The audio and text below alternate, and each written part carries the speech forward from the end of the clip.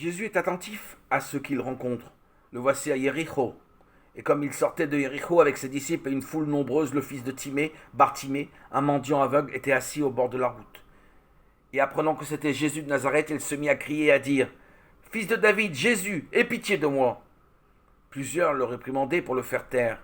Mais lui criait beaucoup plus fort: Fils de David, aie pitié de moi. Et Jésus s'arrêtant dit: Appelez-le. Et on appelle l'aveugle en lui disant: Courage, lève-toi, il t'appelle. Et lui jeta son manteau, bondit et vint en face de Jésus. Et Jésus lui adressant la parole dit: Que veux-tu que je fasse pour toi? Et l'aveugle lui dit: Rabouni, que je vois. Et Jésus lui dit: Va, ta foi t'a sauvé. Et aussitôt l'aveugle recouvra la vue. Marc 10, versets 46 à 52. Marc nous rapporte cette guérison en une série d'instantanés. Le mouvement de la foule est particulièrement bien évoqué. La foule vient de tenser l'aveugle pour l'empêcher de crier. Mais dès que le prophète s'occupe de lui, il devient une vedette et chacun de l'encourager à qui mieux. Un autre flash très réussi, c'est le moment où il laisse tomber son manteau pour bondir vers Jésus avec le dialogue rapide qui s'engage entre eux pour aboutir à la guérison de Bartimée.